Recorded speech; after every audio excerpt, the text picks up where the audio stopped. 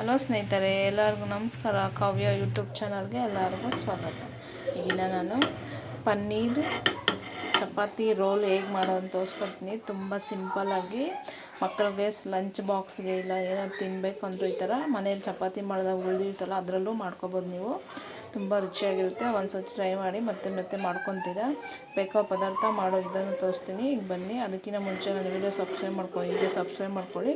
ಹಾಗೆ ಮೇಲಿರೋ bell button click ಮಾಡಿ ಲೈಕ್ ಕೊಡಿ, ಶೇರ್ ಮಾಡೋದು ಮರಿಬೇಡಿ. ಈಗ ಬನ್ನಿ ಹೇಗೆ ಮಾಡೋದು ತೋರಿಸ್ಕೊಡ್ತೀನಿ.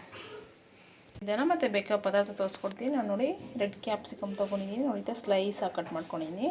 ಹಾಗೆ ಗ್ರೀನ್ ಕ್ಯಾಪ್ಸಿಕಮ್ಮು ಅದನ್ನು ಅಷ್ಟೇ ಸ್ಲೈಸಾಗಿ ಕಟ್ ಮಾಡೋ. ಈರುಳ್ಳಿನ ನಾನು 2 ಈರುಳ್ಳಿ ತೊಗೊಂಡಿದ್ದೀನಿ. ನೋಡಿ ಅದನ್ನು ಈ ಥರ ಉದ್ದುದ್ದಾಗಿ ಕಟ್ ಮಾಡ್ಕೊಂಡು. ಹಾಗೆ ಕ್ಯಾಬೇಜ್ ಸ್ವಲ್ಪ ಅದನ್ನು ಅಷ್ಟೇ ಸ್ವಲ್ಪ ಸ್ಲೈಸಾಗಿ ಕಟ್ ಮಾಡ್ಕೊಂಡು. ಹಾಗೆ ಎಣ್ಣೆ, ಇದು ಪನ್ನೀರು ನಾನು ಒಂದು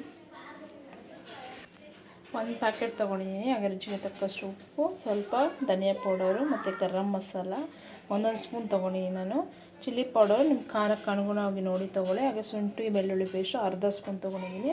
ನಾನು ಮೊದಲೇ ನೋಡಿ ಚಪಾತಿನ ಈ ಥರ ಮಾಡಿಟ್ಕೊಂಡು, ನೀವು ಗೋಧಿ ಹಿಟ್ಟನ್ನು ಬಳಸ್ಬೋದು, ಇಲ್ಲ ಮೈದಾ ಅದರಲ್ಲೂ ಮಾಡ್ಕೊಬೋದು.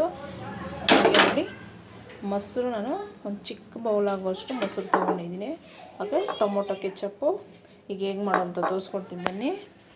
ನೋಡಿ ಮೊಸರು ತೊಗೊಂಡಿದ್ದಲ್ಲ ಅದರ ಬೌಲಲ್ಲಿ ನಾನು ಇದೆಲ್ಲ ಸೇರಿಸ್ಕೊಂಡು ರುಚಿಗೆ ತಕ್ಕಷ್ಟು ಉಪ್ಪು, ಹಾಗೆ ಪನ್ನೀರ್ ತೊಗೊಂಡಿದ್ದಲ್ಲ ಅದನ್ನು, ಮತ್ತು ಶುಂಠಿ ಬೆಳ್ಳುಳ್ಳಿ ಪೇಸ್ಟು, ನಿಮಗೆ ಖಾರಕ್ಕೆ ಅನುಗುಣವಾಗಿ ಚಿಲ್ಲಿ ಪೌಡರ್ ತೊಗೊಂಡಿದ್ದೆ ಅದನ್ನೆಲ್ಲ ಆ್ಯಡ್ ಮಾಡ್ಕೊಳ್ಳೋಣ. ನೀವು ನೋಡಿ ಆ್ಯಡ್ ಮಾಡ್ಕೊಳ್ಳಿ.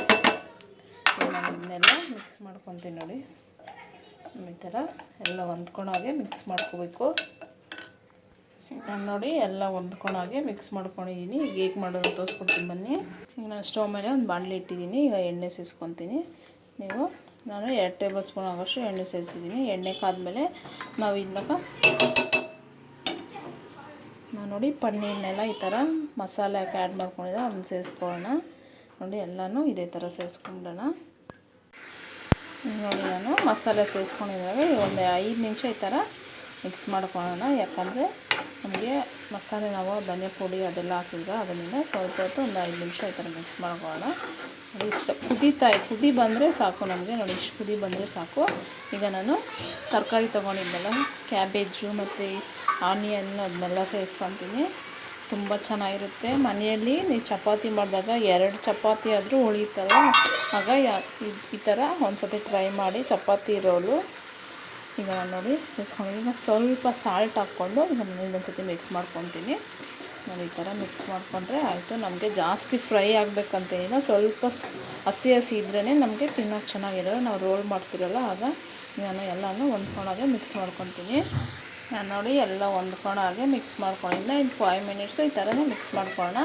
ನಾವು ಜಾಸ್ತಿ ಇದನ್ನ ಫ್ರೈ ಮಾಡ್ಕೊಳಕ್ಕೆ ಹೋಗ್ಬಾರ್ದು. ಸ್ವಲ್ಪ ಹಸಿ ಇದ್ರೇ ಅದು ಟೇಸ್ಟ್ ಚೆನ್ನಾಗಿರೋದು. ನನಗೆ ಪನ್ನೀರ್ ಚಪಾತಿ ರೋಲ್ ಹೇಗೆ ಮಾಡೋದು ತೋರಿಸ್ಕೊಡ್ತಾ ಇದ್ದಾರೆ. ಸಿಂಪಲ್ಲಾಗಿ ಮಕ್ಕಳಿಗೆ ಲಂಚ್ ಬಾಕ್ಸ್ಗೆ, ಇಲ್ಲ ನಿಮ್ಮ ಮನೇಲಿ ಚಪಾತಿ ಮಾಡಿ ಉಳಿದಿರ್ತಲ್ಲ ಆಗೋ ಮಾಡ್ಕೊಬೋದು. ಇದನ್ನು ನೀವು ತುಂಬ ಚೆನ್ನಾಗಿ ದೊಡ್ಡವ್ರಿಂದ ಚಿಕ್ಕವ್ರು ಇಷ್ಟಪಡ್ತಾರೆ. ಇದನ್ನ ಯಾವುದೇ ಸಾಸ್ ಆಗದೆ ನಾನು ಮಾಡ್ತಾಯಿದ್ದೀನಿ. ನೋಡಿ ಈಗ ಚೆನ್ನಾಗಿ ಮಿಕ್ಸ್ ಮಾಡ್ತಾಯಿದ್ದೀನಿ.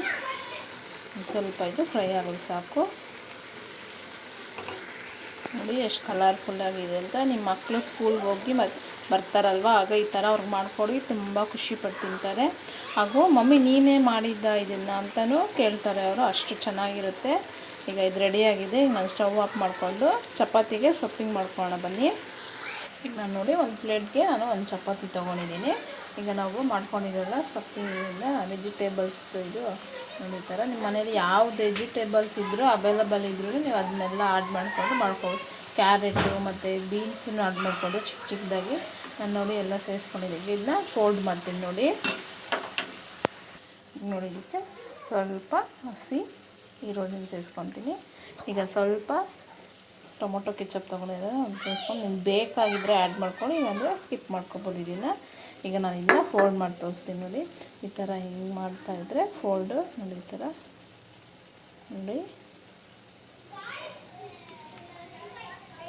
ನೋಡಿ ಚಪಾತಿ ಪನ್ನೀರ್ ರೋಲ್ ರೆಡಿಯಾಗಿದೆ. ಈಗ ನಾನು ಸರ್ವ್ ಮಾಡಿ ತೋರಿಸ್ತೀನಿ.